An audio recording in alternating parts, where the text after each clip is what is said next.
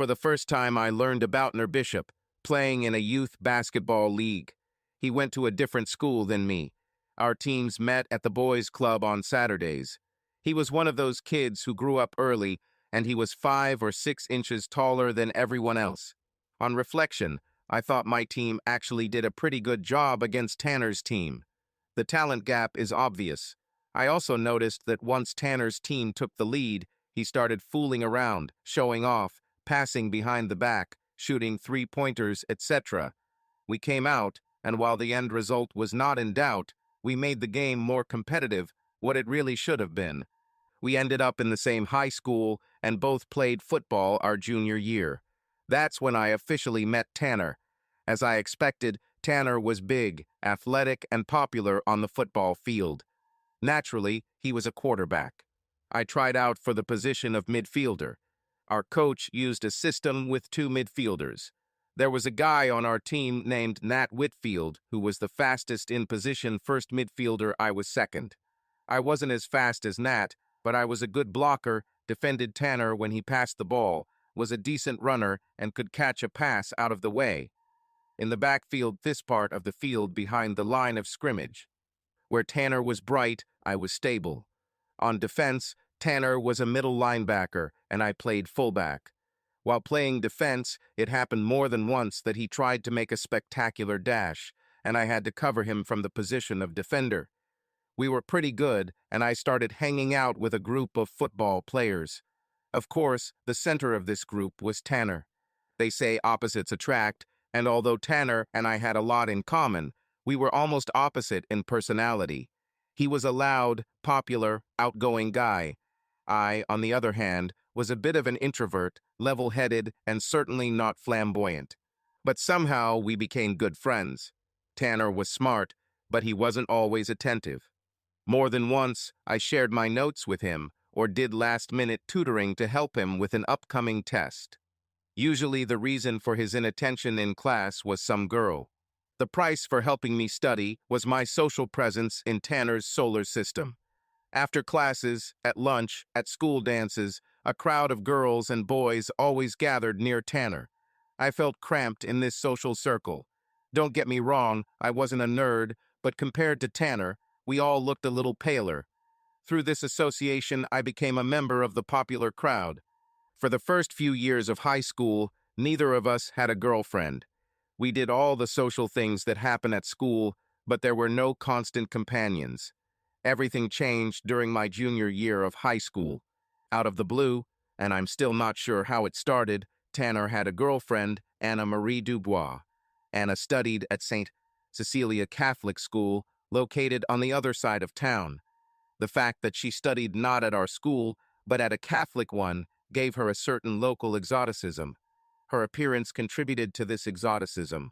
Anna was of average height, about 5 feet 7 inches. She had dark, almost black hair. She had olive skin and an attractive heart-shaped face, slightly almond-shaped eyes and full lips. Very beautiful, but it was her body that impressed me. Slender, with a thin waist and an athletic, strong build. The prom dance was approaching, and Tanner had apparently become infatuated with the beautiful Anna. I didn't have a pair. One day, a week or so before the dance, Tanner and I were sitting in the cafeteria. "Max, do you have a date for dancing next week?" Tanner asked me. I felt like he was up to something.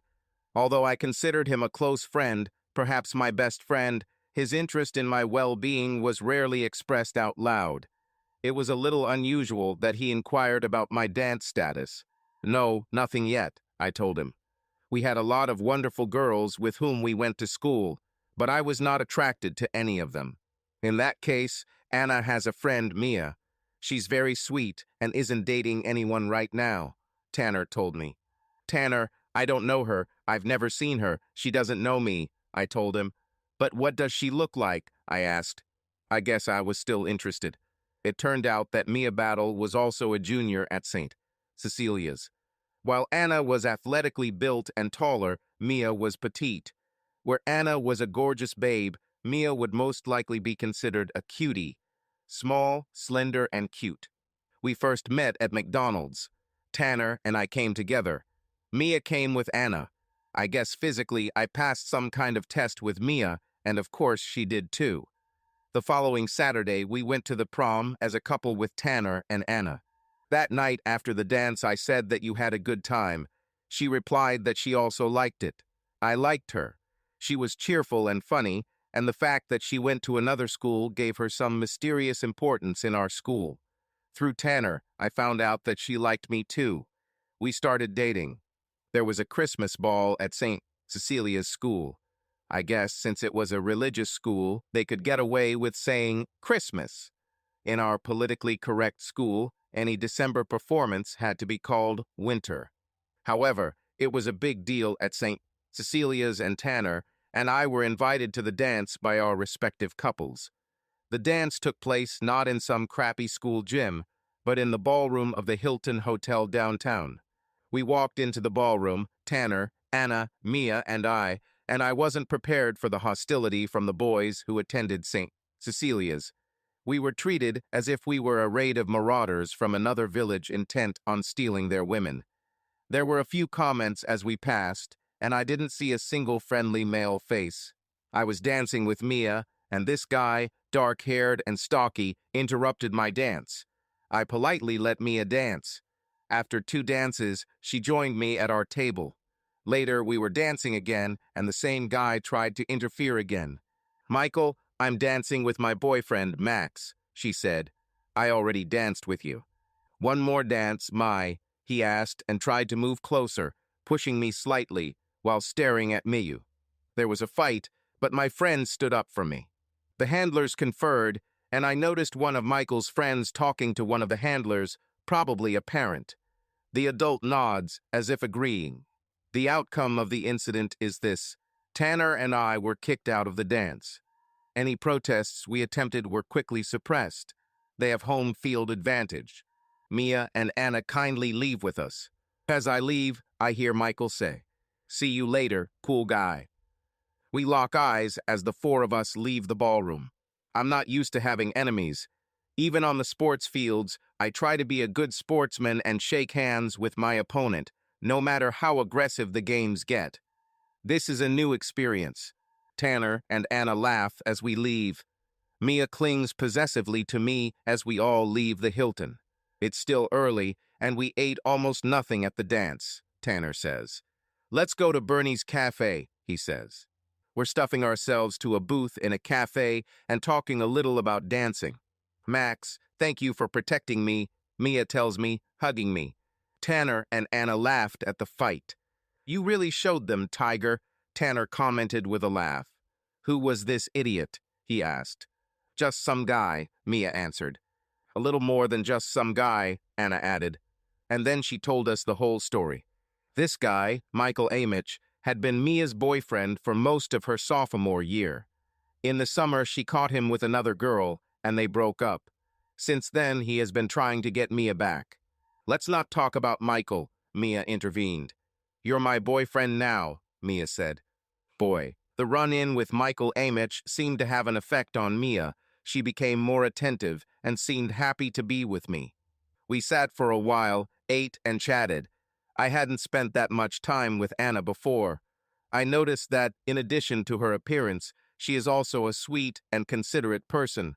She asked if I was hurt after the fight and looked worried. I assured her that everything was fine. In the end, we had a good time. Even though we got kicked out of the dance, we still had fun. I also realized how much I liked Mia. That evening, I saw a different side of her. On the good side, maybe I was starting to fall in love with her, and I could also tell that her feelings for me were growing too. In addition to the pleasure of communicating with Mia, our relationship also developed. I met her family, and she met mine. We did normal relationship things. Dinners with her family, events with mine, double dates with Tanner and Anna, and lots of fun, normal relationship activities. We also talked about the future. During our freshman year, we began to prepare for college, taking the test for admission to higher education institutions, submitting documents, and visiting campuses. In my mind, our relationship was an integral part of the future. Perhaps for Mia, these thoughts were not so serious. I was an only child. My parents and I were very close. Our family was not big. My father had one sister who lived not far from us. My mother's family was from the Midwest, and we didn't see them often. My father owned his own insurance agency, John Early Insurance. This summer, I started working in his office from 8 in the morning until noon 3 days a week. The other 2 days of the work week, I helped out at my Aunt Helen's house. Aunt Helen never married and lived in my grandparents' old house with a huge lot in what was once a suburb. The urban development boundary passed Helen's site many years ago. New neighborhoods grew up around it. Her house stood in the center of a large plot of several acres. Many developers were interested in this valuable piece of land. Helen had no intention of selling it. I was close to Aunt Helen, but she was strange. She constantly, I'm not sure if you can call it a whisper or a purr, but this sound always came from her in a low voice. I got used to it, but it was quite strange. With all this land, there was always something to do. When I showed up to help, she would hand me a to-do list for that day. She was always sweet, pleasant, and I could tell she liked me, but she never paid me a cent or thanked me when I finished work. Before leaving, she always gave me an ice cream sandwich. That's all.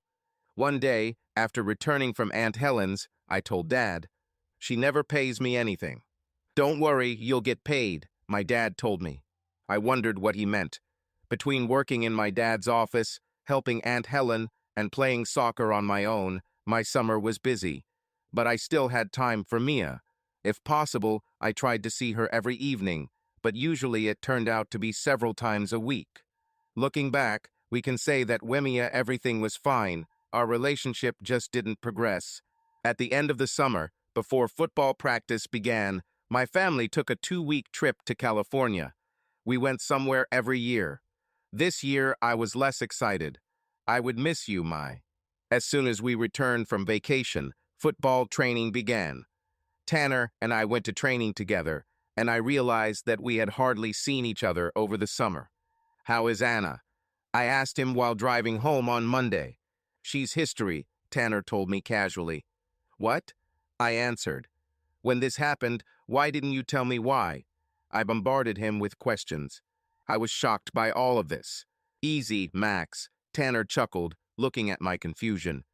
"Hey, we're about to graduate. I didn't want to be tied down in my last year of school," he explained. "But God, Tanner," I said. "Anna is beautiful and so sweet." "She's perfect," I said. "Wow," he said. "Looks like Max has a little crush on Anna." He turned and smiled at me. "Tanner," I said, "it's not like that. You guys just looked perfect together. I thought it would be a long time for you and Anna." "Max, we're in high school," he said. "Such school relationships don't last long. There are a lot of girls there. Of course, Anna is wonderful, but we are still too young to settle down. Maybe in 10 years, but not now," he explained. I silently considered his words as we drove home. I thought about her and all these girls. I thought about me and our future, and I also thought about the beautiful Anna. I picked Mia up on Saturday night after her first full week of soccer. I haven't had time to be alone with her since my parents and I went to California. I couldn't wait to spend some time with her. Mia seemed happy to see me, just a little reserved. Perhaps this is a small adaptation after separation, I thought. We drove and chatted about my holidays and going back to school. Quite innocent. After I took her home, I couldn't help but think that things were a little different. Maybe we've just been apart for too long. Maybe I need to adjust a little, I thought.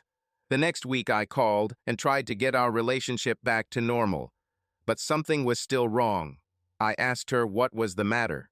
"I've just been busy, back to school and stuff," she said. "My mom drives me crazy," she added. "I see," I said, but I still felt like something was still wrong. "So, are we ready for Saturday night?" I asked, trying to cement our date. "Well, I don't know," she answered. "I think so. I'll let you know." And that was the end of it. Before I could ask any more questions, she made some excuse and hung up. We are definitely not back to normal. On Saturday morning, there was still no word from Mia. I called once, but there was no answer. I decided that I would go straight to her house at the usual time. Her mother opened the door. I always got on well with Mrs. Battle. She looked at me with a puzzled expression. "Max," she said. "Hello, Mrs. Battle," I said. "Mia is not at home, Max," she told me. She had a confused expression on her face, as if she wanted to tell me something, thought about it, and decided to remain silent. "I will say that you came by." And with these words, she closed the door.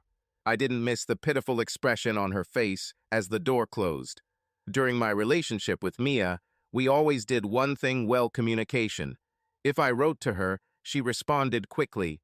When we talked about problems, difficulties, minor troubles, and the like, we always discussed them. But now everything was different.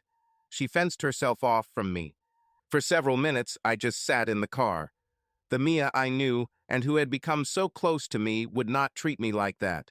We talked about the future. We talked about how to coordinate our college plans. On some occasions, we also talked about a future together after college: career, home, marriage, and even children. Obviously, something was changing. I just didn't know what exactly. Finally, I left and went home. I was in a daze. The only thing I told myself I wouldn't do was call her again and again. As much as I want to know what's going on, I won't be some pathetic, desperate guy who sacrificed his masculinity. I told myself I wouldn't contact her until I heard from her first. I thought through all her actions, signs, unspoken feelings. Unfortunately, the logical conclusion was that we were breaking up. She simply didn't have the decency to formalize the breakup. Our first football game was on Friday against Roosevelt. During training that week, I was in a fog. I wasn't concentrating. I wasn't playing aggressively. I was on the verge of being benched. Somehow, I mustered enough energy to continue playing, but with difficulty. We won the match, but the score difference was much closer than it should have been. Roosevelt wasn't very good. I definitely didn't play very well. I had to be the brains of the defense. Poor performance on my part contributed to the score getting closer. Over the next week, I received minimal messages from Mia. "I'm tired of the questions, 'What's going on?' 'Are you upset?' etc." I promised myself that I wouldn't whine or beg her to talk to me. She simply insisted that she was busy. The following week, we lost a football game to Regis. We should have beaten them by 2 touchdowns. In fact, last year, we beat them 34-10. No matter how I analyzed the game, my poor play was the reason I lost. Our next opponent was St. Cecilia's school. The St. Cecilia Crusaders were renowned sporting giants. It was a private school, and they were recruiting talent. Our team, Washington, had a little rivalry with the Crusaders. I was wondering if Mia would be at the game. Last week, our communication practically stopped. We started, and they scored almost immediately. But then we scored 7-7 at the end of the first quarter. Their offense was led by all-league quarterback Gabriel Dante. Their most productive defender was Michael Amich, the same guy I got into a fight with at the Christmas party. Amich was a muscular, straightforward power player. The Crusaders scored early in the second quarter. Our offense was unable to penetrate the Crusaders' tough defense. The quarter was coming to an end, and the Crusaders' attack was gaining momentum. This was our first goal on the 9-yard line. We all thought Dante would pass the ball, but instead it was a draw for Amich. The two of them teamed up against Tanner, so he was eliminated from the game. I saw the show on Amich. I moved with some hesitation to fill the hole. Amich put his head down when we met and ran right over me for a touchdown. As I lay on the lawn, Jubilantimich ran up and stood over me, saying all sorts of nonsense. "Hey, tough guy," he said. "Not so tough now. Great tackle. I'm sure Mia enjoyed watching that game. Ha, cool guy," he added with a laugh as his teammates surrounded him. Mia, I thought. What does this have to do with Mia? It's halftime in the locker room, and we're down 21-7. Tanner stood up and addressed the team. "We played like shit in the first half," he proclaimed. "We are better than this. This team is not so good. Focus, and we will win," he continued. "Don't let this team crush us." And with that statement, he looked straight at me. I lowered my head, unable to look him in the eyes. The meaning was clear. Amich literally ran into me. Just as we were getting ready to leave the locker room to start the second half, Tanner grabbed me and pulled me aside. "Max, you need to get your head out of your ass and focus," he told me. I began to nod in passive agreement. This time, he pushed me towards the lockers and looked me straight in the eye. "Do you know Fatmia?" returned Tomech, Tanner told me. "He wants to humiliate you in front of her. Now you have a choice. You can be a girl in love and feel sorry for yourself. Or you can give him realize he's in a fucking football game. Max, you're the smartest guy I know. Focus the hell up." And with these words, he joined the team on the field. His words are deeply embedded in my mind. I moped while Mia went back to Michael Amich, and Hiramich runs up to me and mocks me, and all I did was feel sorry for myself. A new emotion blossomed deep inside me as I ran out for the second half. It was anger. Anger at myself, anger at the Crusaders, anger at Amich, but most of all on Mia. At the beginning of the second half, we scored immediately, but then it seemed that neither team could sustain the attacking efforts. About halfway through the third quarter, I saw the Crusaders line up in an unusual formation. I remembered her from the game video. I quickly told Nat, our corner linebacker, to stay one-on-one with Perkins, their wide receiver. "I will cover the flat. This is the area field extending 10 yards into the defensive backfield from the line of scrimmage and extending beyond," I told him. He looked at me, eyes wide, and nodded. As Perkins and Nat flew past me, I accelerated and headed toward the flat. And just like on film, Amich goes flat. Dante's pass was a little high and Amich had to jump a little, but he caught the ball. Meanwhile, I was quickly approaching him from my position as a free defender. Everything around me slowed down, even though I was moving at full speed. I saw how Amich jumps and follows the ball as it moves to catch it. Instinct told me to hit lower. Last time he went over me when I hit him high. I won't do that again. I saw his left foot planted firmly on the turf, all his weight resting on that booted foot, holding it there for that brief moment. I rushed forward, head and shoulders at full speed, towards that landing left leg. He didn't stand a chance. Amich, I lost my balance, and I quickly picked up the ball and ran 57 yards for a touchdown. As I jogged toward my jubilant teammates, I glanced into the St. Cecilia stands. I saw dark-haired Mia looking at me with tears in her eyes. Unable to resist, I smiled at her. Amich carried off the field on a stretcher. This seemed to snatch the life from the Crusaders. The final score was 35-24 in favor of Washington. As we lined up to shake hands, there were a few angry comments. Last in line was a guy I knew was a friend of Amich. I couldn't help it. I was still so angry. "Hey, Jordan," I said to my friend Amich, "tell Michael I hope he gets better soon," I said with obvious false sincerity. "Go to hell, asshole," that was all the guy said. Despite my bravado during the game, I was deeply hurt by Mia's betrayal. I had a terrible feeling that it would be a long time before things got better. They say that the opposite of love is indifference, but not for me. It was hatred. My senior year in high school seemed to fly by, just like my 4 years in college. I always planned to work with my father in the insurance office. I majored in finance. Many of my friends and classmates changed their majors during college. I knew what I was going to do, and there was a certain satisfaction in that. Throughout my time at school and college, I never had a serious girlfriend. My experience with Mia scarred me. I was betrayed. I put so much emotion and energy into our relationship, and then she cheated on me. She didn't even have the decency to properly break up with me. I learned not to trust women. I never talked to her to find out what happened. Tanner briefly told me that during the summer he and Amich we started communicating, and then everything went as usual. I couldn't understand it. This is probably why I didn't have a serious relationship with anyone in college. I was afraid of the pain of betrayal.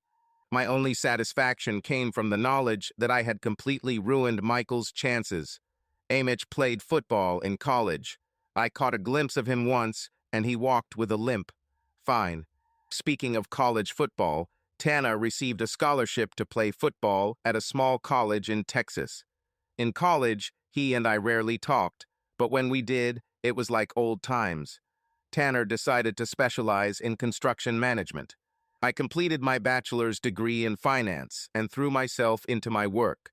My father had a substantial business, and I began to network with some of his clients. I was hardworking, sincere, and tried to be an individual. I saw that I had a very good future ahead of me at John Early Insurance. And then tragedy came to our family. At just under 60 years old, Aunt Helen died quietly in her sleep one April night.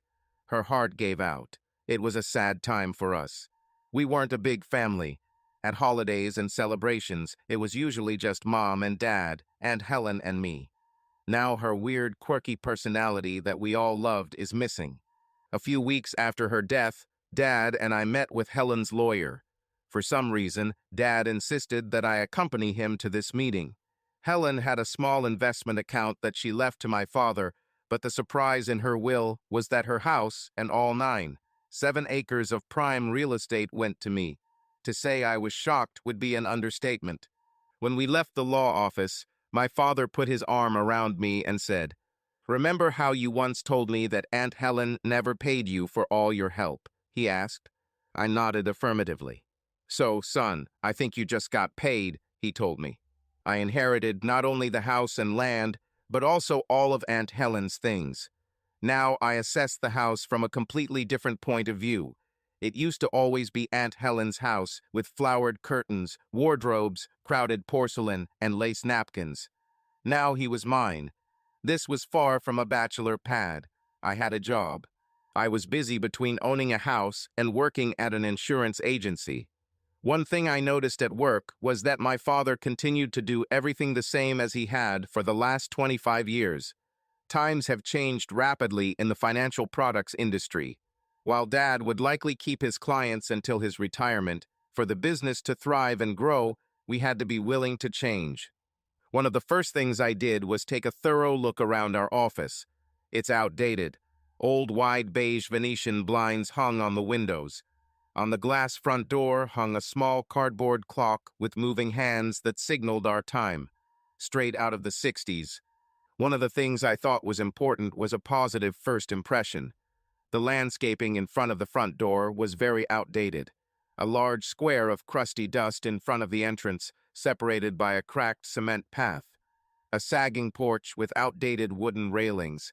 2 gleaming brass colonial-style lanterns hung on either side of the front door. None of them were pointing straight up. It all looked old-fashioned and cheap. This was the first thing I had to do to revamp the business. We needed a different first impression. I called several landscape architects to have a look, give their thoughts, and propose a design. To my surprise, when the second of 3 representatives from the landscaping company came to our first meeting, I saw that it was Anna Dubois, Mia's high school friend. At first, I was amazed to see her. The whole negative experience with Mia flashed through my head. I immediately felt uneasy. I felt myself blush when we came face to face. "Max, oh my God," she said, "is that really you?" She asked with sincere warmth.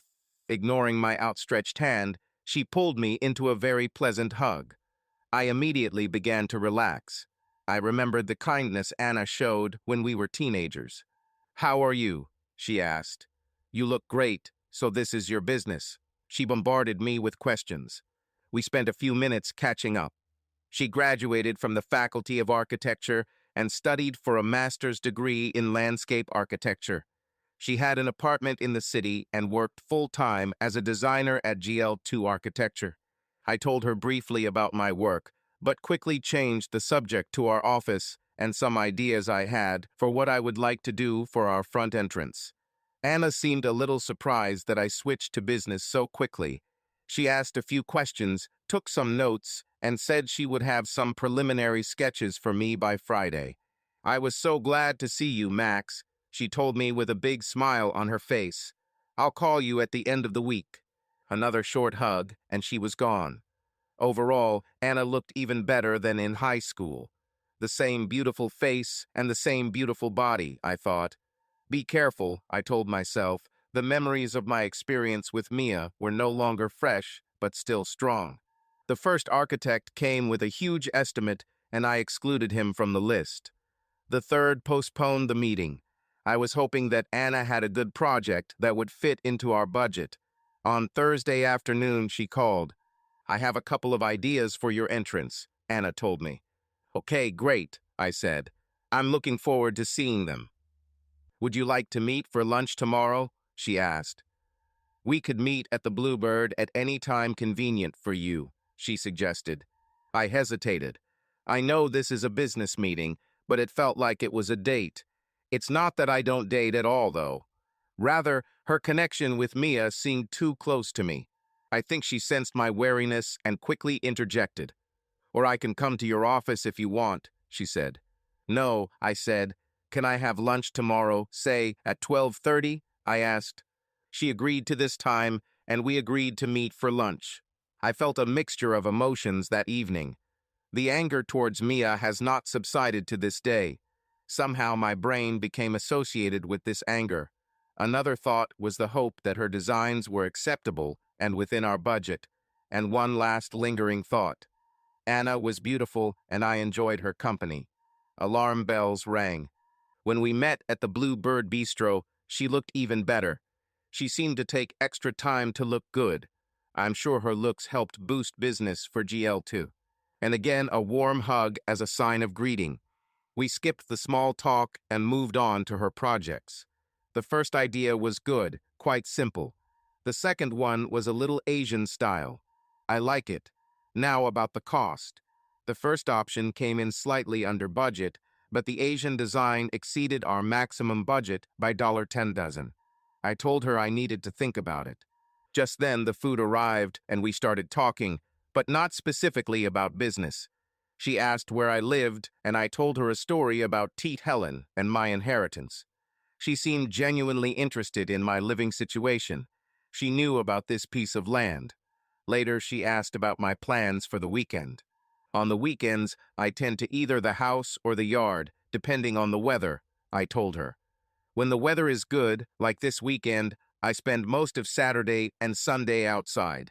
I love gardens and plants, she told me. It must be fun to have so much land. I've described the work on my site many times, I told her, but I've never called it fun.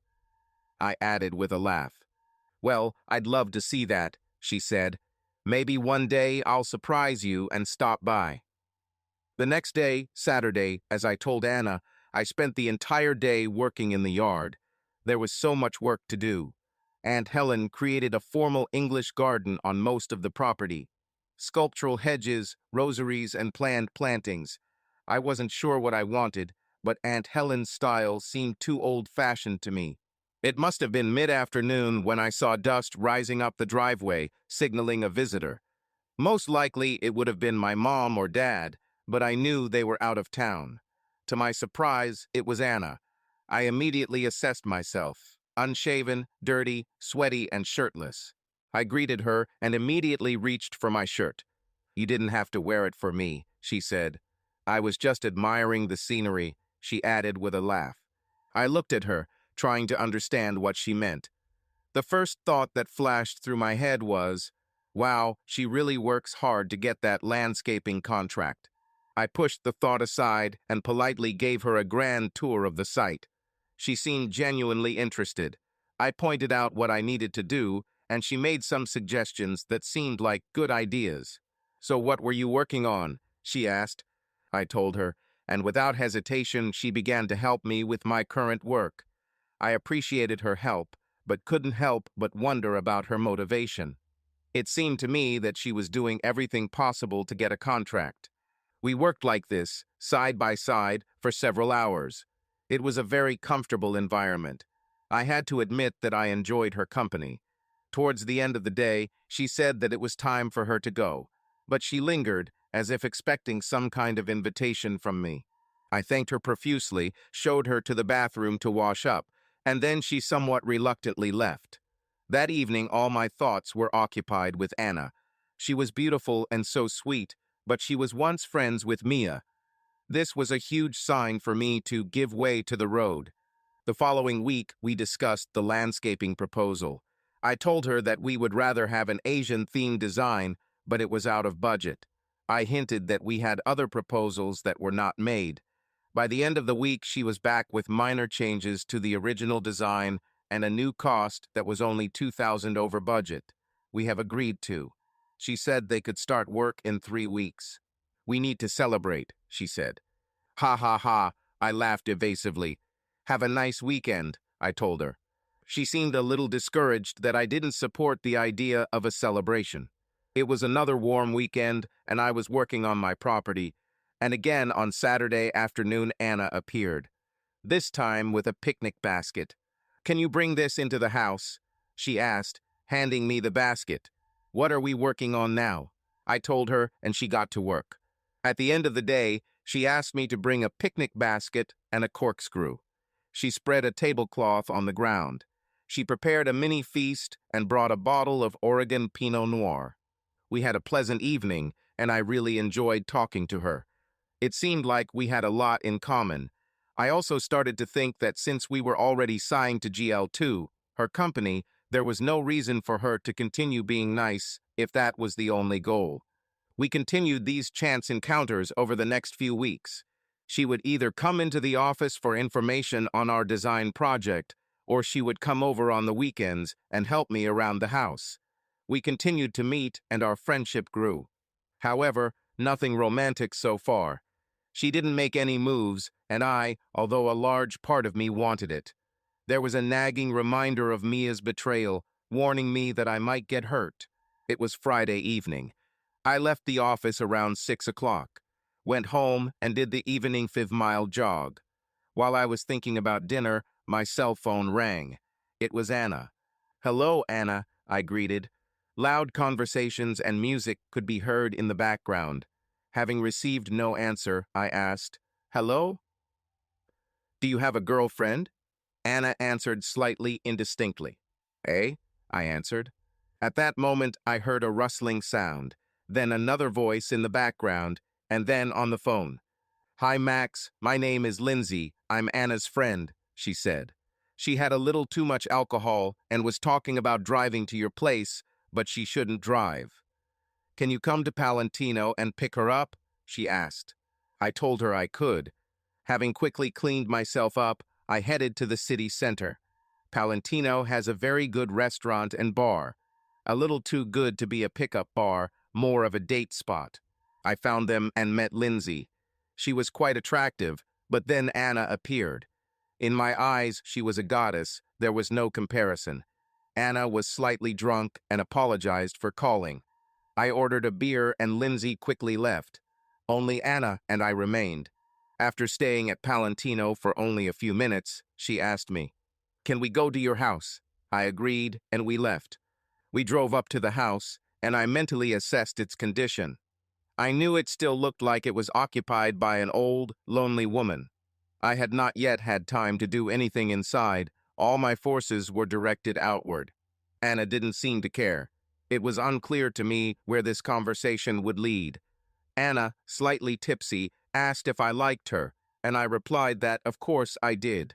She asked if I had a girlfriend, and I said no. I don't want to seem vain, she said, but guys usually like me. But it doesn't look like you, she told me. I assured her that she was very attractive. She then asked why I didn't ask her out. I took a deep breath and talked about my insecurities surrounding my high school relationship with Mia. We talked about it a little, and then she started talking about her. I know he's your friend, and he's fun to be around, she said, but he can also be an asshole. I've learned to stay away from those self-centered types. I feel much better with a different type of man. She said this and looked me straight in the eyes. There was silence for a moment as she looked at me, and my head was spinning. It was all good, I hoped. At that moment, she left to go to the toilet. I sat in thought and wondered what the next step should be. I shouldn't have worried. The next step became very obvious when she returned. I remember the first time I saw Anna, how beautiful she was, and what a great body she had. And now, years later, escaped from my fantasies, here she is. We have started a new chapter in our relationship. At first, I was cautious. Obviously, my teenage breakup never left my psyche, but we talked about it. Anna knew, and the fact that she and Mia had been close all this time gave her additional information. And sometimes I felt insecure that this beautiful, sexy, sweet woman had chosen me. One evening, left alone, I carefully examined myself in the mirror. I was 6 feet tall, in pretty good shape, and played sports. I had all my hair, and to be honest, my face was pretty good, bordering on average. Anna made a lot of efforts to calm me down. I had moments of uncertainty, but they became less and less. We got along great. It seemed like we had similar goals and objectives in life. But some small part of my brain stubbornly expected that tragedy would happen someday. I tried my best, but it was difficult to completely get rid of these thoughts. I felt like my life was going in the right direction on several fronts. Business was fine. I tried to transform our business without interrupting or changing all the positive things that made my father successful. My house was transformed. Anna loved working there. She especially enjoyed gardening, planting, landscaping, and outdoor space design.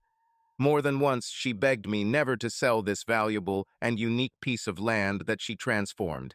And of course, my relationship with Anna was wonderful. Small hesitant voices of doubt turned into rare whispers. Anna continued to assure me of her love. There was one thing I had been putting off, but knew I had to do. I needed to call Tanner. I had to tell him about my relationship with Anna. I knew it had been almost 9 years since they had been together, but there was some nebulous male code that we had to follow to some extent. I was dating his ex-girlfriend. As far as I know, there is no statute of limitations. I should have called him. Tanner lived in Texas. He went to work for a large real estate developer in the Houston area. In my infrequent conversations with him, things seemed to be going well. He claimed he liked Texas, but wouldn't mind returning to the Pacific Northwest someday. I called. A few minutes later, I started talking about the reason for my call. "Tanner," I began, "I'd like to talk to you about something," I said. There was a pause. He was silent. Well, I wanted to let you know that I'm in a relationship with Anna," I told him. "Dubois," he exclaimed after a pause. There was disbelief in the tone. "Yes, with Anna from St. Cecilia's," I said. At first, there was silence on the line, and then I heard a chuckle coming from Tanner. "Well, congratulations," he said. "She's a great girl. Dude, I'm proud of you. I know you've been shy around women for a while." We talked for a few more minutes, and his relaxed agreement with Anna and my relationship dispelled all my fears. When we finished talking, he said, "I'll have to get up and visit you all soon." You all, looks like Texas started grow to Tanner. Months passed, and our relationship seemed to continue to develop. Anna took care of the garden and landscaping in my house. We worked side by side to change the whole atmosphere of this place. We were a team working together. I had been thinking about proposing, and discussing it with Tanner seemed to remove one of the obstacles. Now that everything was done, I had no doubts. My trust issues have virtually disappeared. Anna's assurances that she had feelings for me extinguished any remaining insecurity in me. I started looking for the ring. One of the byproducts of a business like insurance is that you meet more people. You also need to sell yourself to these people. It was always nice when I really liked the person I was doing business with. One of my new client friends was a slightly older man named Greg Boston. I first met Greg when I was his client. He built a work shed for me on my property. One evening, after he finished work, we drank beer and started talking. I told him about my business, and he ended up becoming my client.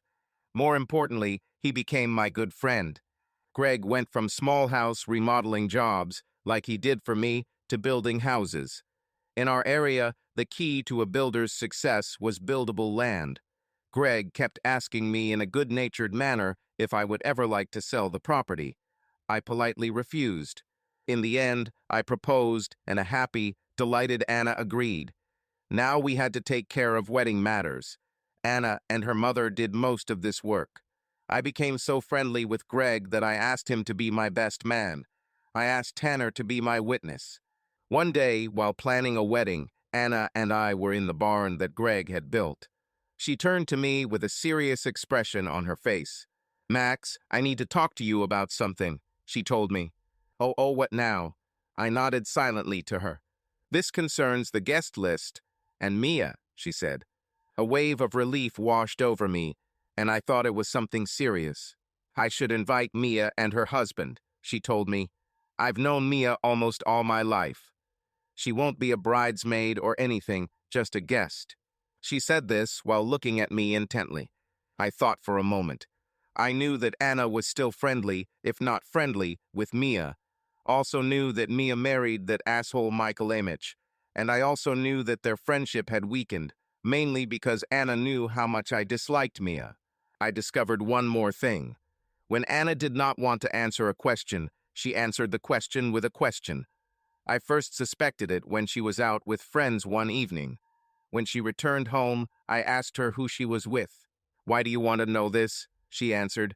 I suspected that Mia was in the group of friends. I let it slide because I knew she was trying to protect me. But this feature was worth noting. I paused for a moment and said, "Of course, she's your old friend. I understand that she must be present." I took the high road. "Thank you," she said and kissed me deeply. I hugged her back, and then she began to walk away towards the sink to continue what she was working on. The wedding was wonderful. We played it on our territory. The gardens and grounds looked fantastic. Anna did an excellent job with landscaping and was proud of the work she did. The wedding gave her the opportunity to show how she transformed everything. Among the guests, there were several people worthy of attention. The first was Tanner, my good friend from high school and Anna's ex-boyfriend. Tanner's outgoing personality quickly dispelled any awkwardness surrounding Anna and Tanner's decades-long friendship. Speaking of character, even though he was wearing a tuxedo, the Texas influence was obvious. Along with his tuxedo, he wore a Stetson hat and black cowboy boots. I lost count of how many times he said "y'all," but he succeeded in the image. I had forgotten how funny Tanner can be. He also brought a companion with him, a stunning blonde with a hint of some kind of European accent. Her name was Greta St. Kitts. She was great, and although I thought my Anna was beautiful, I hate to say it, but next to Greta, she looked a little plain.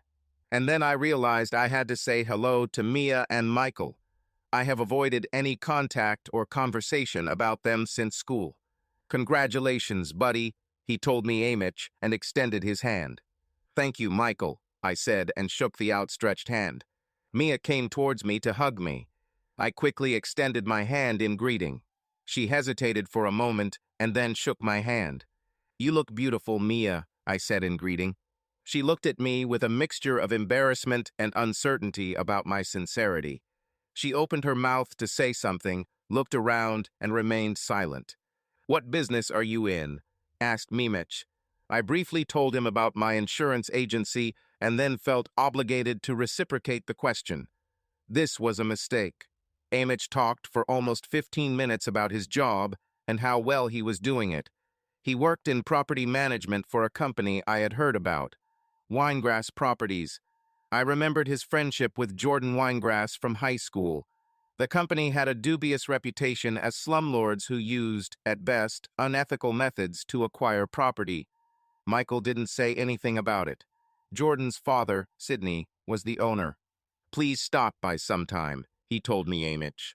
"Maybe you can save us some money on insurance." And he handed me a business card. I nodded in confirmation, knowing full well that I would never want anything to do with Amich or Winegrass. Another guest I should mention is our secretary in the insurance office, Yasmin Reynosa. She was wonderful, hardworking, with a slight accent, and just over 5 feet tall. She worked with us for almost 2 years and became invaluable to the company.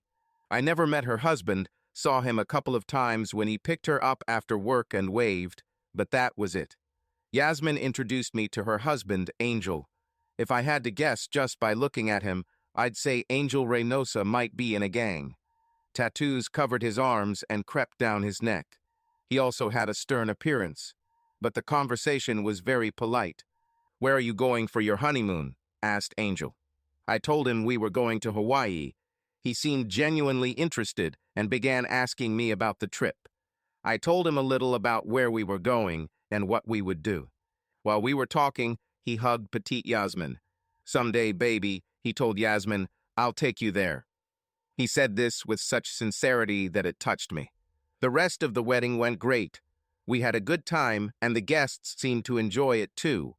We had a honeymoon, as I said before, in Osa, in Hawaii, and had a great time.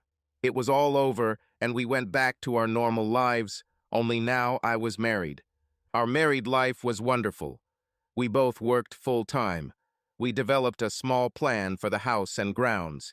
If anything, Anna seemed to be more motivated than I was to get into the swing of things and do the work that needed to be done while we were transforming Aunt Helen's old house.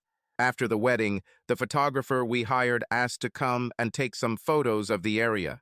He was impressed. He explained that they were preparing an article for the Sunday newspaper and were looking for unique landscapes. Anna was delighted with this, and it was also free advertising for her and her landscape architecture firm, GL2. Anna spent every free hour before the photo shoot working on the gardens. When the photo shoot was published in the Sunday newspaper, Anna appeared in 2 photographs.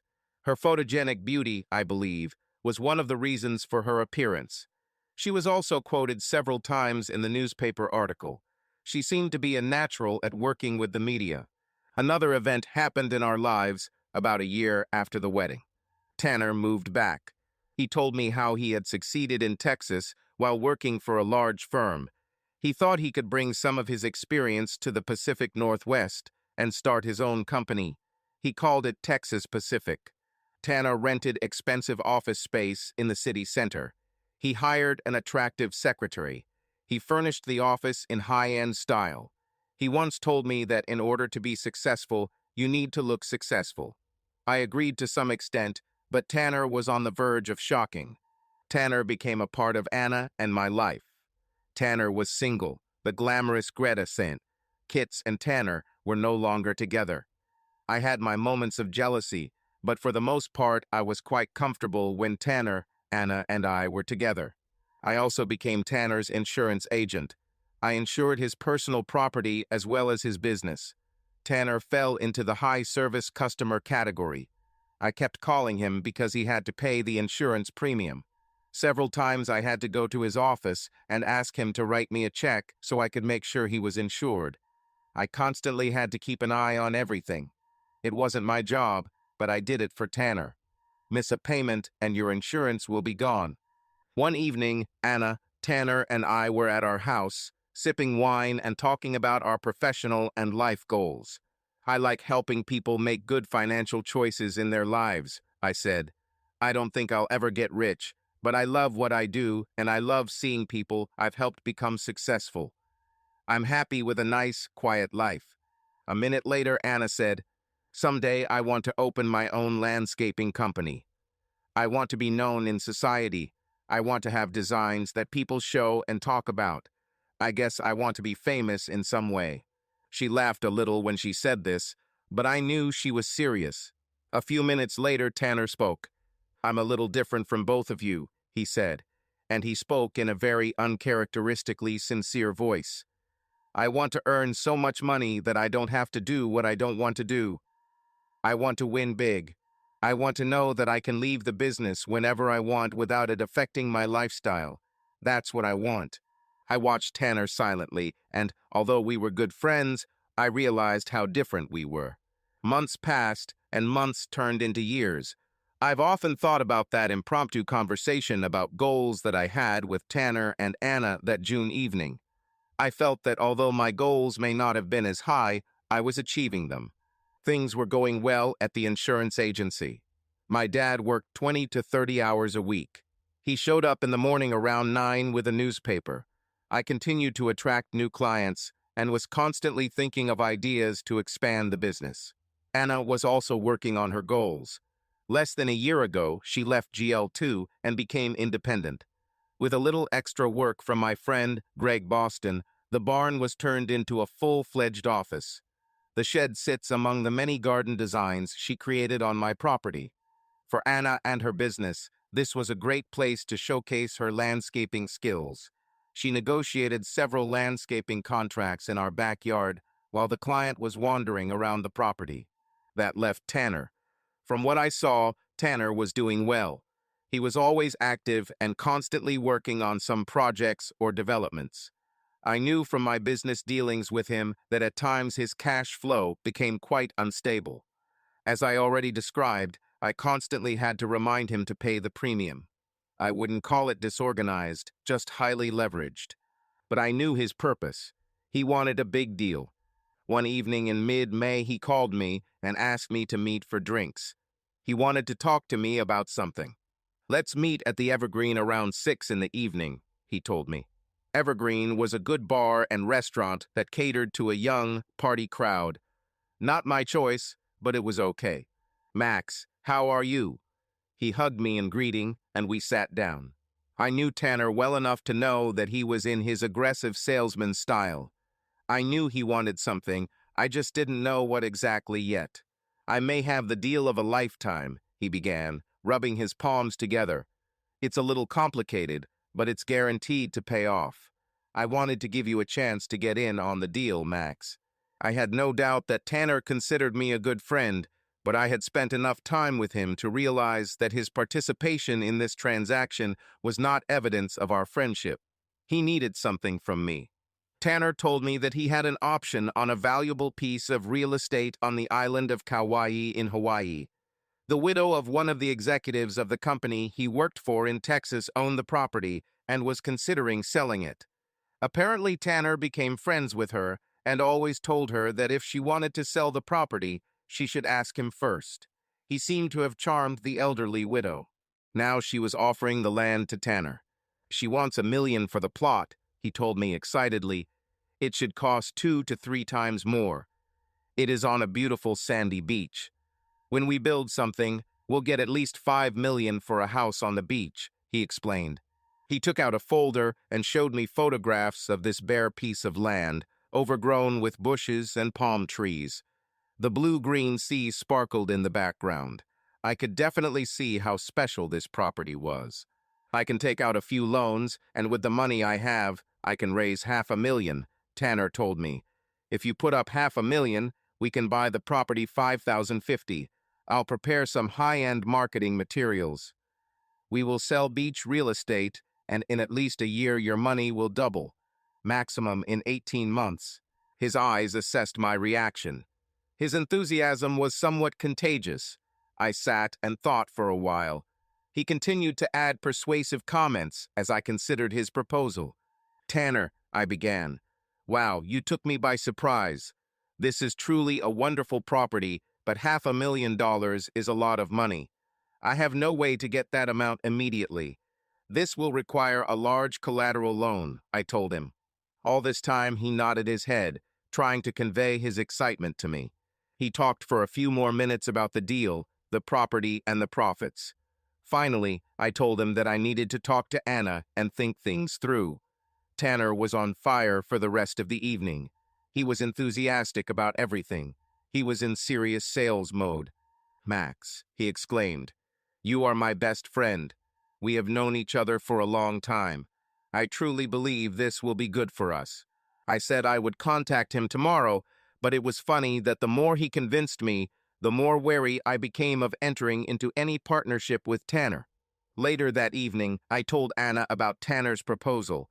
She was curious about this. If anything, she was a little more interested in this opportunity than I was.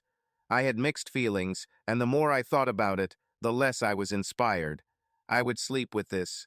By mid-morning, I decided to turn down the offer to invest in real estate for many reasons. There were 2 main reasons. I was too conservative in my investment philosophy. And the second reason is I was worried that it might hurt my friendship with Tanner in the long run if problems arose. I wrote to Tanner and asked if he would be willing to meet for lunch. He agreed. I knew he would be disappointed when I told him no, but I wasn't prepared for him to be disappointed. He got angry. "This is a sure thing," he told me. "How can you refuse $500,000 in profit?" The friendliness has long since disappeared. Now he doubted my intelligence and common sense. Finally, he played his last card. He questioned my friendship. When I tried to explain that I was concerned about how this deal might affect our friendship, he rejected my arguments. The more he became excited about my refusal to join his deal, the more confident I was that I had made the right decision. Tanner, I finally told him, if this is as true as you describe, then of course you will have many more who want to cooperate with you. He just stared at me. I could tell my words made him angry. I just didn't know why. Even Anna thinks it's a good deal, he told me. Anna, I said, have you talked to Anna about this? Since when does he talk to Anna about such things? An emotion that I had thought I had long ago flared up in my mind. Jealousy. He tried to explain that he wanted to get her ideas for landscaping for the proposed site. Ha, I thought, I'll have to listen to Anna. When we emerged, it was a far cry from the rapturous warmth of the previous evening. Now there was a small gap between our friendship. It will be interesting to see how this all turns out. Weeks passed. Anna told me that she was talking to Tanner about the property, and he asked her about tropical landscaping. She was happy to share her ideas for the project with him. She said she had not worked with tropical design before and was interested. She told me that she thought the land investment was a good deal, but also understood why I said no. Gradually, over the course of several weeks, my friendship with Tanner was restored to some extent. We were doing business together, so we needed to talk. I never asked him about the project, but it seemed to me that he was somehow promoting the plan. One day, I stopped by his office to pick up another nearly expired bonus check. I saw a glossy brochure with a picture of a gorgeous tropical home. I could tell it was on that beautiful beachfront property on Kauai. While I was looking at her, Tanner came out of his office. He told me that he has an interested party in this house. He told me that he personally raised the money, took out a loan, and bought land on Kauai. He said he's almost finished building a large rustic cedar home on a large lot in wine country. Once he's finished working on it, he'll temporarily move to Kauai to begin construction on the estate in about a month. I asked about a deal to sell an estate on Kauai. It will be sold for $5 million, he told me. Wow, $5.5 million, I exclaimed. Who is the buyer? I asked. Actually, a local guy, Tanner said. Do you know Sidney Winegrass? Yes, I knew who Sidney was Winegrass. That creep Michael Amich works for him. He didn't have a very good reputation, but I figured he was rich. Tanner, I said, be careful when dealing with Wiregrass. I've heard some not-so-good things about him and his business. Max, Tanner said, don't worry, I know Sid. We did business together. He's a great guy. Tanner brushed off my concerns. A few days later, Anna came and said that she had a new client, Tanner. She explained that she would create a design for a beach house he was building on Kauai. I'm delighted with this, she said. I always wanted to do a tropical project. What will this require from you? I asked. Most of the work will be done in my office, but I hope that in October, when I need to be there, you and I can have a second honeymoon, and it will be written off on taxes, she told me. It actually sounded great, especially in October in the Pacific Northwest, when rain, wind, and cold seem to be a constant part of life. A warm tropical vacation sounds wonderful, and I would like to see this house. Plus, I felt it would be beneficial for our relationship. Revive them. A week later, Anna burst into my room with more potentially good news. One of the local TV stations, KPAL, wanted to add a weekly garden program, and they wanted to talk to Anna about doing it. Life seemed to be moving in a positive direction for both Anna and me. Everything was fine, although I started to feel a little like Anna and my connection wasn't as strong. I explained this by the fact that we were both busy. One evening, Tanner, Anna, and I went for a walk. Tanner was scheduled to leave for Kauai in the next few days. We discussed our second honeymoon working vacation in October, when we would see Tanner's place of work. Tanner talked a little about the finances involved in buying a lot and building a beach home on Kauai. It was difficult, I couldn't keep track of it all and wondered how legit it all was. Looks like he was mixing things up. The money to complete the cottage in wine country could be used to pay for part of the estate on Kauai. It was difficult and, to say the least, unethical. The way I set things up, he told us, when we closed the Kauai real estate deal, I should get almost $4 million after taxes. He smiled and leaned back in his chair. I hoped that everything would work out for him, but I doubted it. After listening to him, I had no doubt about one thing: my decision not to enter into a partnership with him to purchase this property. As we left Tanner and were driving home, I expressed some of my concerns about Tanner's risky deal. "Can't you just be happy for him?" said Anna. "Just because he takes more risks than you doesn't mean he's doing wrong." I didn't answer. Her defense of Tanner was a surprise to me. A few months later, Anna interviewed with KPAL, a local television station that was looking for a gardening specialist to host a weekly show on Fridays. The idea was to get local garden centers to sponsor the show and encourage homeowners to plan gardening projects for the coming weekend.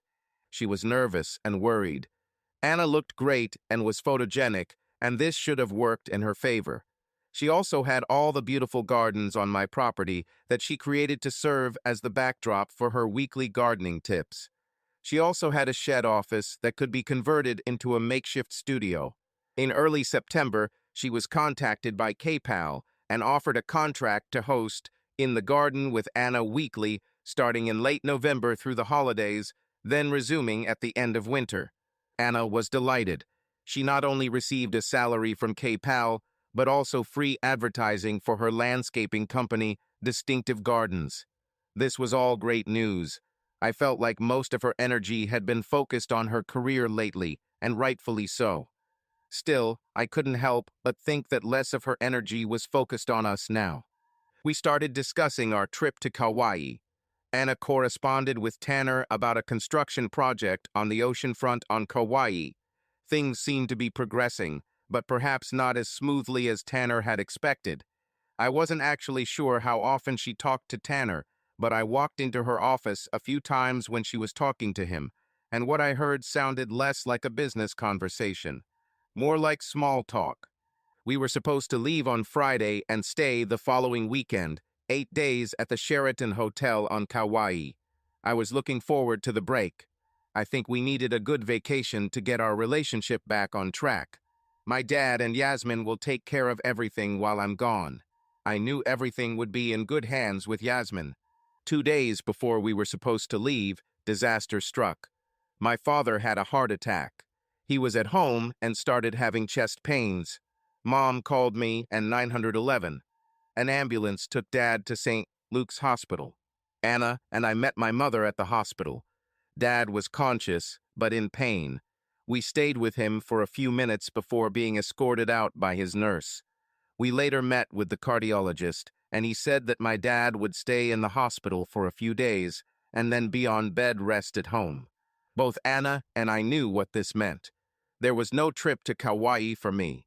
Not only did I have to support my parents, but I also had to be in the office during the week. Anna said she would stay home too, but we both knew she needed to be there to supervise the landscaping. I was busy with my father. We both decided that she should go and then try to get home as soon as possible. We will celebrate our second honeymoon at another time. My father was still in the hospital when I took Anna to the airport. I was preoccupied with my father's health and did not seem to attach any importance to Anna's trip. I tried to focus on her during the trip. I told her how much I would miss her and asked her to take time to relax and enjoy Hawaii. We said goodbye with hugs and kisses. She quickly disappeared into the long security line at the airport. I promised to call her daily. I returned to my father's bedside. On Saturday, my father was discharged with clear instructions to stay in bed. Doctors considered surgical options, including bypass surgery. One of my mom and I would be at his bedside for the next week or so to make sure he was recovering properly. My father always went to bed early and got up early. I told my mother that I would arrive at 5 in the morning on Sunday to be with him and give my mother the opportunity to get some sleep. She relieved me at about 9 in the morning. As I was driving home, I was surprised by Tanner's call. He asked about my father and then asked me to stop by a construction site in wine country at a large cedar cottage he was finishing.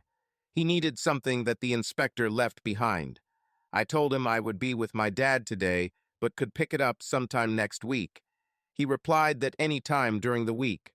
I also told him that his insurance premium was past due. Yes, yes, I will give this to you, he told me. Typically, I'll have to stop by his office and get the check. When I talked on the phone, I wanted to be with Anna in Hawaii. I think it was because of the soft Hawaiian music I heard in the background while I was talking to Tanner. She made me remember our honeymoon trip. I associated Hawaiian music with the wonderful time we spent there. I decided to call Anna. It took a few moments, but she answered sleepily. "Good morning," she greeted me. And then it dawned on me that it was still early there. There is a 3-hour time difference between Hawaii and the West Coast. It was only 6 in the morning on Kauai. "I forgot how early it is, sorry," I told her. "Everything is fine. How is your dad?" she asked. We continued talking about my father and her trip. I longed to be with her.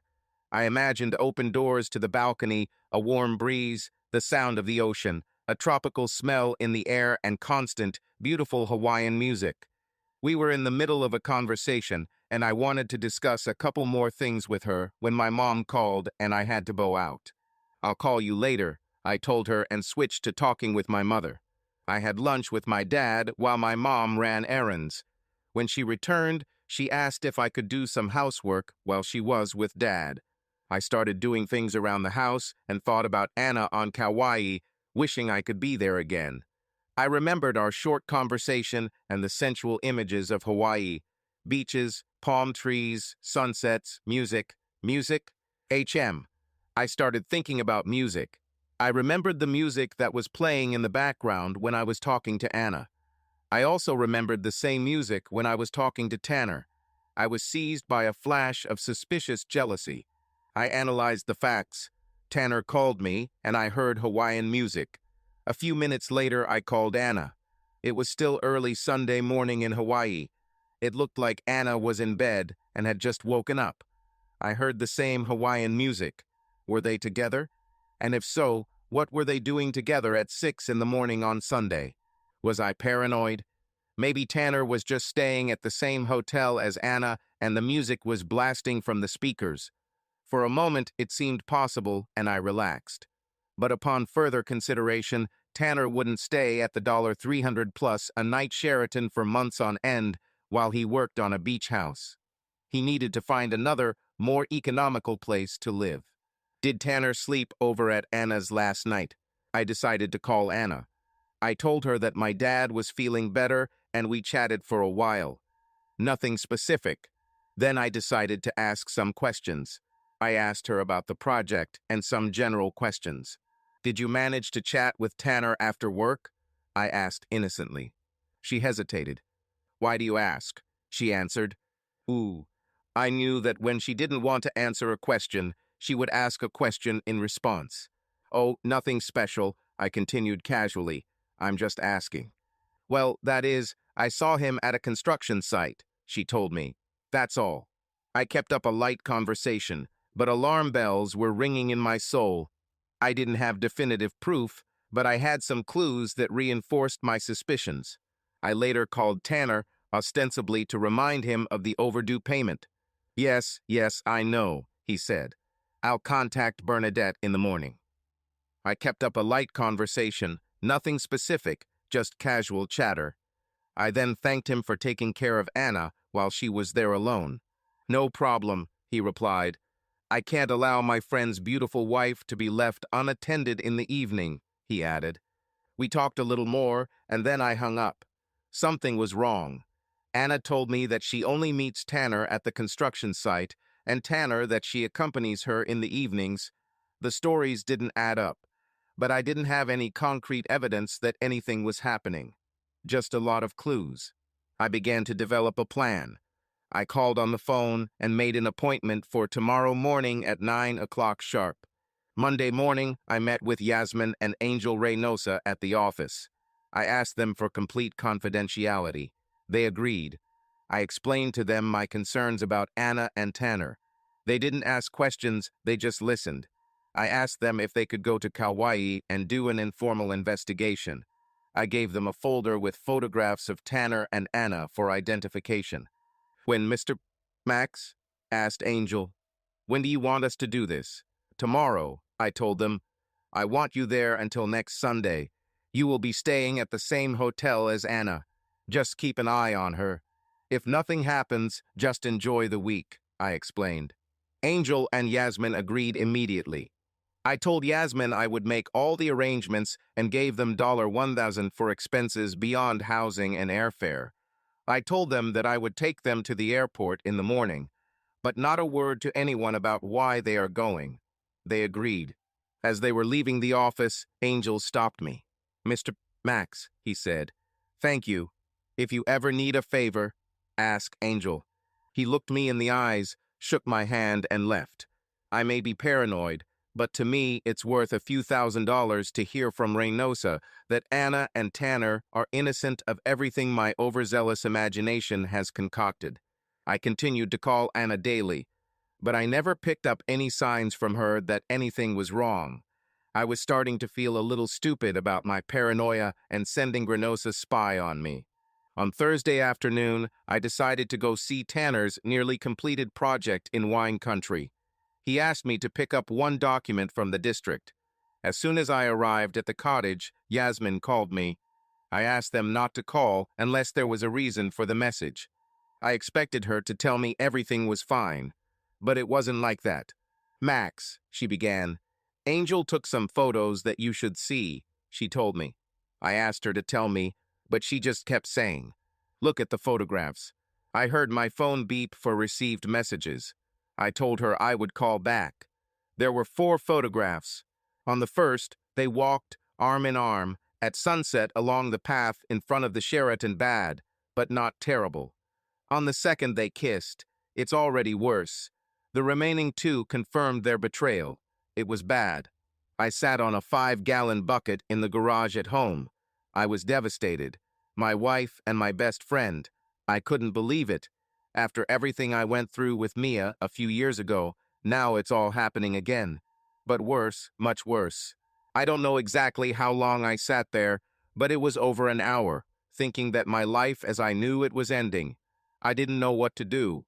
Can I forgive her? Can I forgive him? The answers were no and hell no. And then 2 things started happening to me.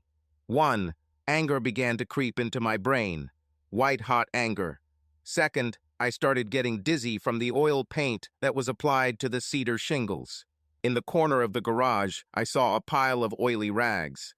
I remembered how in one of my insurance classes, they talked about the danger of spontaneous combustion of oily rags.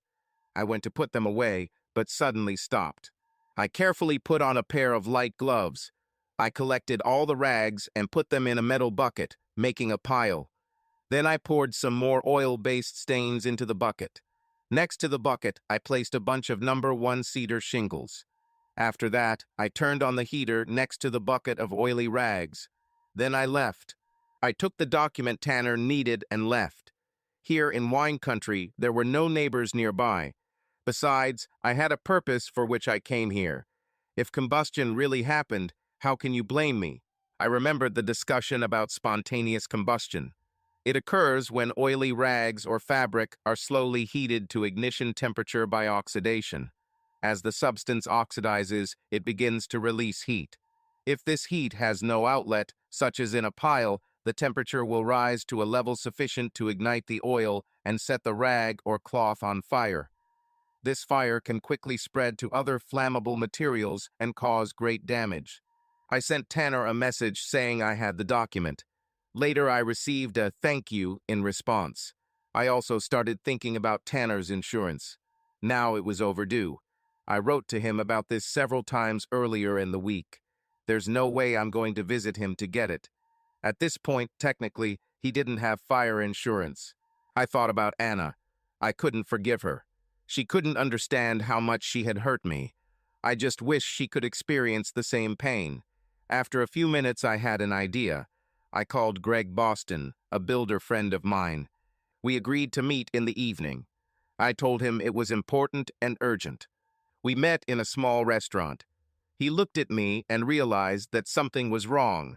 He asked, and I waved him off. "Greg, you've asked me about my land several times already," I told him, and he nodded. "I want to sell, but I have several conditions.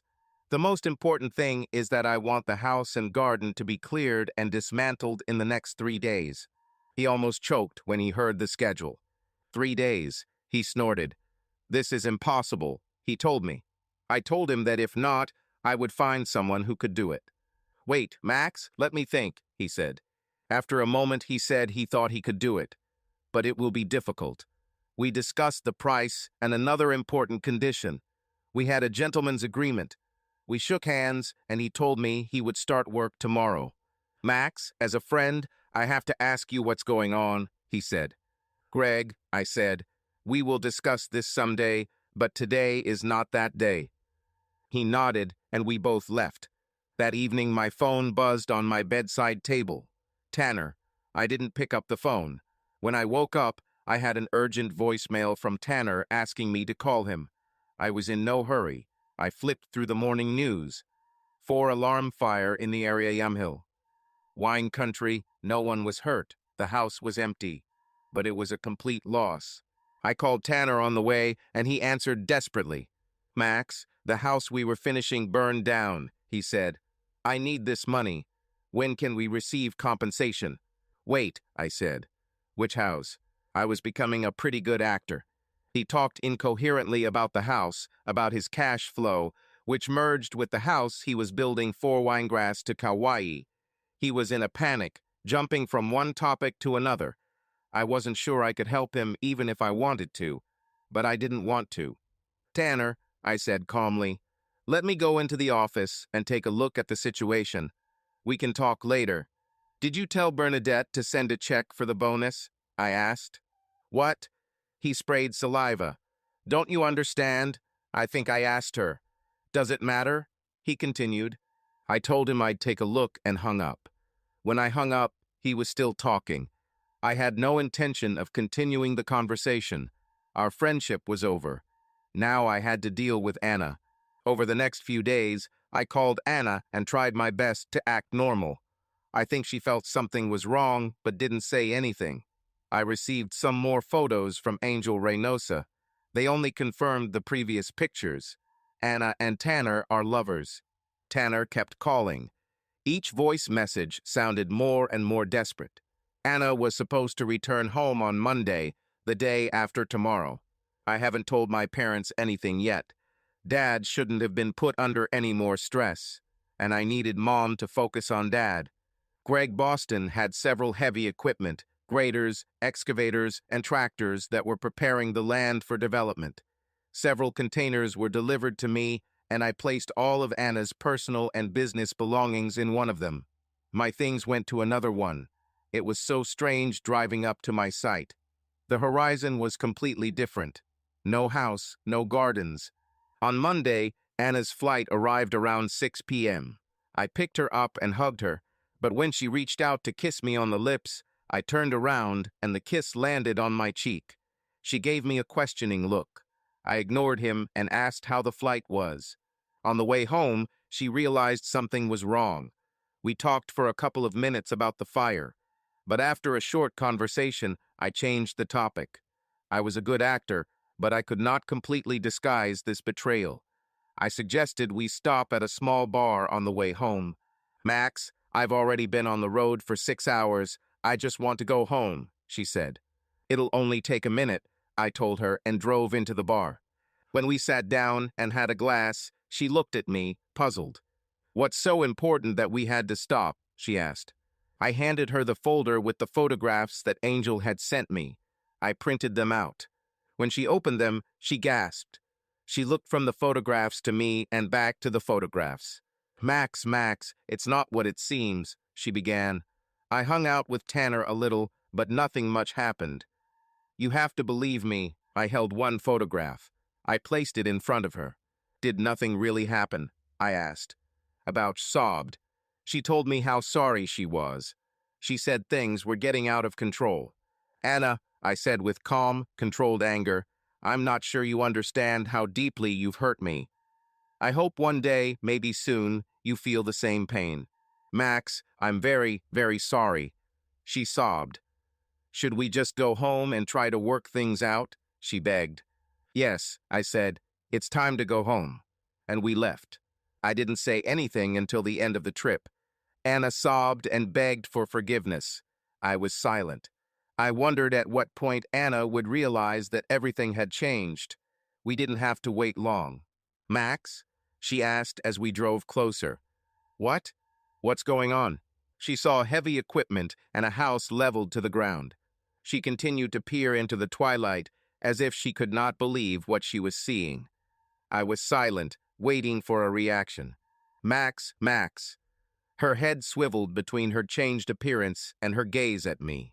Where is everything? The house, my office, my gardens. Her voice rose. I decided to develop this property.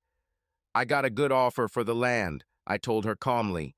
They are going to build 28 houses. I got a very good price. I think everything will work out, I told her with false enthusiasm. Have you sold our house? What about my gardens? My business? She was furious. And then it dawned on her. What about my TV show? She screamed. I shrugged, raising my palms to the sky in a gesture. Well, okay. Anna walked through what had once been her garden. Pieces of once neatly planted shrubs and flowers were mixed with damp soil, which was loosened by heavy equipment. For several minutes, she simply stood still, looking at the changed landscape. Did you do this to hurt me? She asked. Is this my punishment? She shouted at me. I was silent. Answer. Answer me, you fucking asshole, she shouted. And then she collapsed into a sitting position, tears streaming down her cheeks. Perhaps she was experiencing the same pain as me. I felt absolutely no sympathy. Did I hurt you?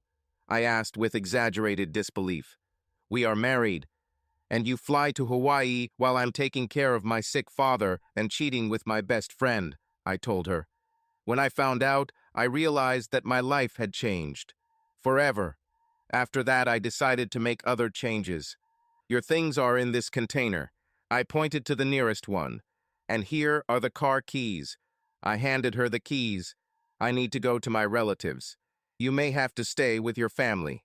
Having said this, I began to walk to my car.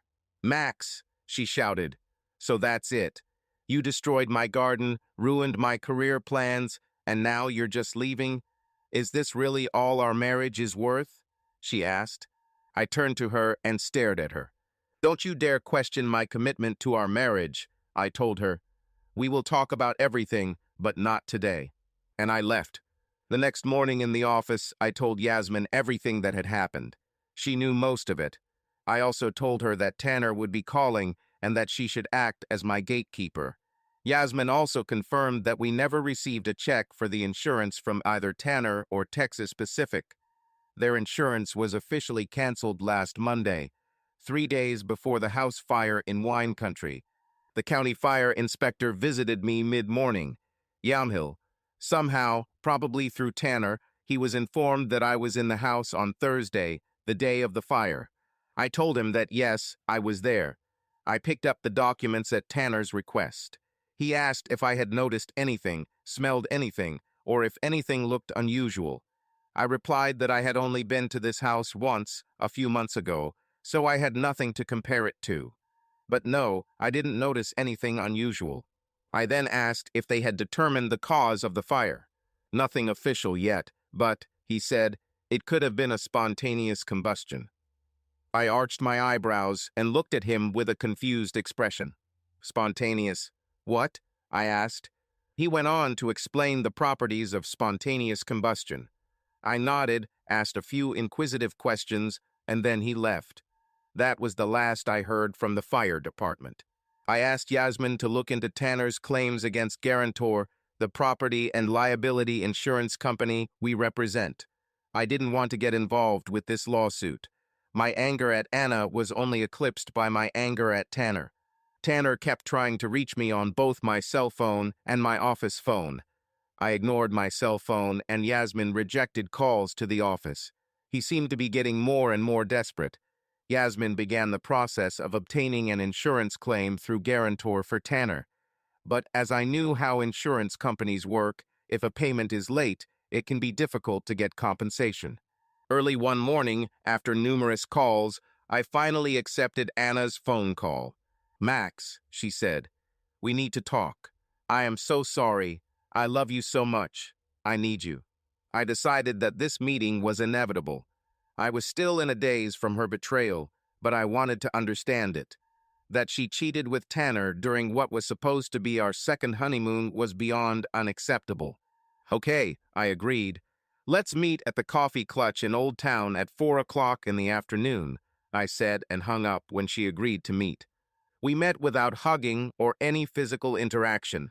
She continued to look at me, as if assessing my state of mind. Anger, sadness, contempt. She wanted to understand what I had come to. I decided to start. "Anna," I began, "when we first met, you, more than anyone else, knew how much I suffered from my relationship with Mia in high school. I know, and I felt so bad that I—" She interrupted. I raised my hand. "Anna," I said, calm but irritated, "let me finish. Your turn will come, but I think it's important for you to hear where I'm going with this." She silently nodded her head affirmatively. "After Mia," I continued, "I almost decided that I would live as a confirmed bachelor. I went on dates, but nothing serious. But then you showed up. You cheered me up. I thought you understood. I trusted you. It seemed to me that I was healed. And now this. You cheated on me, not only with your ex-boyfriend, but also with my best friend. I'd be very curious to know why," I told her. She spent several minutes talking about how sorry she was and what a big mistake it had all been. I looked at her with a straight face as she tried to find some kind of forgiveness. Anna said she knew it was so wrong, but at the same time she thought that since I would never find out, it would just be a fling. She will put it out of her mind and won't talk about it anymore. "Max, please, don't ruin our lives over such an insignificant thing. Tanner means nothing to me. I will do everything that you want. Please, I'm begging you. Please, please, at least think about it," she begged. I agreed to think about it. The next day, I petitioned her for divorce. The thing is, that evening, after leaving Anna at the Coffee Clutch, I really thought about it. And the more I thought about it, the angrier I became. In the end, I realized that, no matter what, I could never fully trust her again. I can't live like this. She called me, texted me, and finally came to the office when I didn't answer. She burst into the office, angry at me for serving her. She said I promised to think about it. Why did I give up on our marriage? Do I really have no compassion? Haven't I ever made mistakes? And so on. I hardly spoke. Then she started talking about how I ruined her business opportunity at K-Pal. Without her gardens, it seems they've reevaluated in the garden with Anna. The gardens were meant to be the backdrop. Without them, the show's appeal diminished. My silence seemed to anger her. She then claimed that she was entitled to half of our property, including the house and land. "Anna, this land is in a family trust. My Aunt Helen ordered it that way," I told her.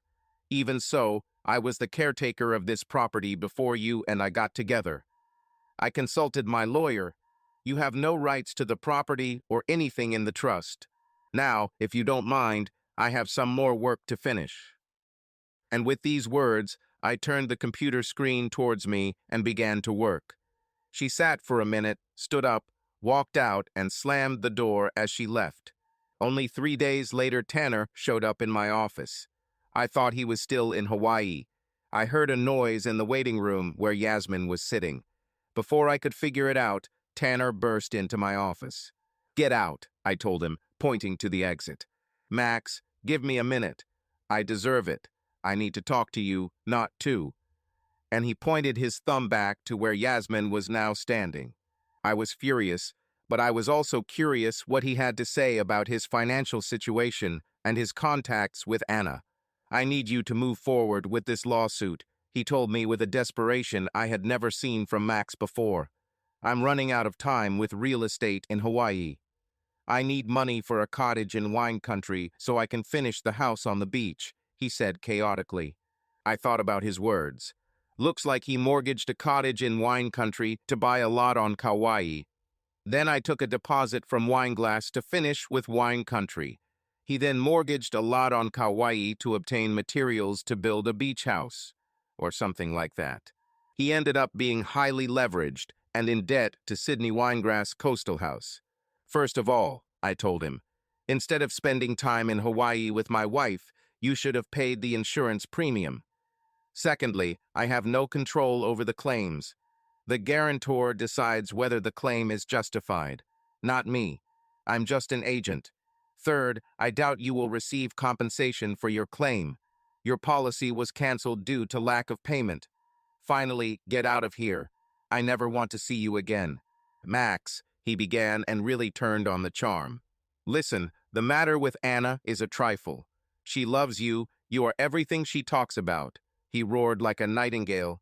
I interrupted him. Get out, I growled. Finally, he left. I wondered what he had done. I still couldn't keep track of all the loans and collateral, but I knew one thing. He was in deep shit with Sydney Winegrass. Not someone I'd want to get on the bad side of. Life, over the next week or two, went on as usual. Greg Boston was developing Aunt Helen's old lot into what was to become a neighborhood at some point. My father was also getting better. Anna got a lawyer, and our lawyers were sorting through the property, gradually unraveling the financial components of our marriage. The emotional part was like a dark cloud engulfing me. When surrounded by others, I tried to remain cheerful and positive. But being alone was very difficult. I had a few dark thoughts, mostly centered on Tanner and Anna. I decided to see a psychologist. Slowly, I began to see small glimmers of positivity in my life. One evening, a few weeks after that last meeting with Tanner, I met up with a couple of friends for drinks and food at a casual restaurant just outside of town. As I walked toward the dark parking lot, I began to think that maybe my life could return to some kind of normalcy. I was kidnapped by Mr. Pipluangrassa. I managed to explain to him that I had nothing to do with his affairs with Tuner, and how his insurance agent regularly reminded him that he needed to pay for insurance. They let me go. Michael, take me Early to his car, he says Amish. And Mr. Early, don't say a word about this to anyone. Am I making myself clear? He asks. I silently nod in agreement. As much as I would love to report this, I don't want to spend my life worrying and looking over my shoulder. I stared at Amish. He was one of the guards Winegrassa. Looking at him, I thought, I don't know where and when, but I will take revenge. The sun was gorgeous as I looked out over the blue water of my pool. Part of my negotiations with Greg Boston, a builder friend of mine who designed this property, involved my own residence. I took a half-acre with a backyard facing directly south on the highest part of the property. He designed a beautiful mid-century modern single-level home with a resort-like backyard and a beautiful pool. The divorce was difficult. My lawyer did a good job protecting me from having to share the proceeds from Aunt Helen's estate with Anna. She, of course, tried to get her share. I ended up having to write her a check, but it was much less than she asked for. Last I heard, she was still upset about it. My thoughts, as often happens, returned to our relationship. For some reason, I was thinking about that evening when Anna, Tanner, and I sat and discussed our individual dreams. In the end, none of us got what we wanted. Tanner wanted to be rich, Anna wanted to be famous, and I just wanted a quiet life with my business and my wife. Tanner wasn't rich, and it's unlikely he was even alive. Anna, at least for the moment, was not famous. The opportunity to work with K-Pal has disappeared. One thing I remember in connection with our thoughts is that I said that I would never be rich. I was wrong about this too. By selling real estate, I quickly became a multimillionaire. And of course, I did not have the quiet existence with my wife that I so wanted at that moment in my life. It bothered me at times, but I had already come to terms with my single life. At that moment, I looked up and saw my new girlfriend emerging from the far end of the pool. I smiled. "Max," young Brittany asked, "can you put some sunblock on me?" "Yes," I smiled. I was becoming comfortable as a bachelor. The ballroom was bustling with activity, and everyone was dressed in elegant evening wear. My date, Kai, looked stunning in a black miniskirt. There were dozens of round tables throughout the hall. The annual Children's Charity Ball was one of the main social events of the year. At the far end of the hall, I saw Sydney Winegrass with an attractive woman who was at least 10 years younger than him. I decided to walk up to his table and shake his hand. At first, he didn't recognize me. The last time he saw me, I looked bad. Having recognized me, he showed courtesy in his refined manners. I just provided myself with an alibi. I quickly left. As I turned and walked back to my table and Kai in her miniskirt, a shiver ran down my spine. I needed to wash my hands. Michael Samich beat up when he was returning home. One of the participants who started the fight was called Angel. Subscribe to our channel so that your second chaff doesn't cheat on you, and go ahead and listen to the next story, because this story is nothing compared to the next one. If you're under 18, don't even think about listening to the next one.